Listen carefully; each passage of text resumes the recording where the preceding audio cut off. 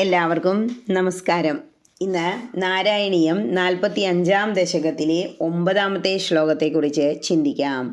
ഹരേ നാരായണ. മമ ഖലു ബലിഗേഹേ യാചനം ജാതമാസ്താമിഹ പുനരബലാനാം അഗ്രദോ നൈവ കുർവേ ഇതി വിഹിതമതി കിം ദേവ സന്ത്യജ്യ യാജ്ഞാം ദധികൃതമഹരസ്ത്വം ചാരുണാചോരണേന. ഇനി ഈ ശ്ലോകത്തിലെ ഓരോ വാക്കുകളുടെയും അർത്ഥത്തെക്കുറിച്ച് ചിന്തിക്കാം. മമ ഖലു ബലിഗേഹേ യാചനം ജാത.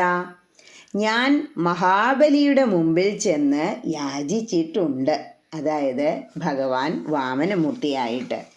ആസ്താം ഇഹ പുന അബലാനാം അഗ്രത ന ഏവ കുറുവേ. എന്നാൽ ഇവിടെ ഇങ്ങനെ സ്ത്രീകളുടെ മുന്നിൽ ഞാൻ യാചിക്കില്ല. ഇതി വിഹിതമിതിക്കും. ഇങ്ങനെ ഉള്ളിലുറച്ചിട്ടാണോ ദേവ ഹേ കൃഷ്ണ സംത്യജ്യ യാജ്ഞാം ത്വം അങ്ങ് യാചിക്കാതെ ദധികൃതം വെണ്ണയും പാലും തൈരുമെല്ലാം അഹരചാരുണ മനോഹരമായ രീതിയിൽ ചോരണേന മോഷ്ടിക്കാൻ തുടങ്ങിയത്. ഇനി ഈ അർത്ഥങ്ങളെല്ലാം മനസ്സിൽ വച്ചുകൊണ്ട് ആ ശ്ലോകം ഒന്നുകൂടി ചൊല്ലി നോക്കണം. എന്താ പറയണേ? ഞാൻ മഹാബലിയുടെ മുമ്പിൽ ചെന്നു യാചിച്ചിട്ടുണ്ട്. എന്നാൽ ഇവിടെ ഇങ്ങനെ സ്ത്രീകളുടെ മുമ്പിൽ യാചിക്കാൻ ഭാവമില്ല. ഇങ്ങനെ വിചാരിച്ചിട്ടായിരിക്കാം നയജ്ഞനായ അങ്ങ് മനോഹരമായ രീതിയിൽ മോഷണം തുടങ്ങിയത്. കണ്ണൻ്റെ ബാല്യകാല ലീലകൾ വർണ്ണിക്കുമ്പോൾ അതിൽ ഏറ്റവും മനോഹരമായത് ഭഗവാൻ പാലും വെണ്ണയും തൈരും എല്ലാം മോഷ്ടിച്ചെടുത്ത് കഴിക്കുന്ന രൂപമാണ്. എന്തിനാ ശരിക്കും ഭഗവാൻ വെണ്ണ മോഷ്ടിച്ചേ? ഗോപസ്ത്രീകൾ ചോദിച്ചാൽ കൊടുക്കാഞ്ഞിട്ടാണോ? അല്ല. ഇവിടെ എന്താ പറയണത്? വാമനമൂർത്തിയായി ഞാൻ ബലിയുടെ മുന്നിൽ പോയി നിന്ന് യാചിച്ചിട്ടുണ്ട്. പക്ഷേ ഇവിടെ അബലകളായ ഗോപികമാരുടെ മുന്നിൽ, സ്ത്രീകളുടെ മുന്നിൽ എനിക്ക് യാചിക്കാൻ വയ്യ എന്നങ്ങ് കരുതി അല്ലേ എന്ന് ഭട്ടതിരിപ്പാട് ചോദിക്കുകയാണ്.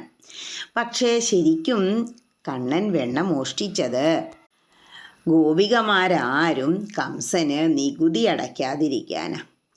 ഇവർ പാല് ഉണ്ടാക്കി തൈരാക്കി വെണ്ണ കടഞ്ഞെടുത്ത് കൊണ്ടുപോയി വിറ്റിട്ടാണ് കംസൻ്റെ നികുതി അടച്ചിരുന്നത്.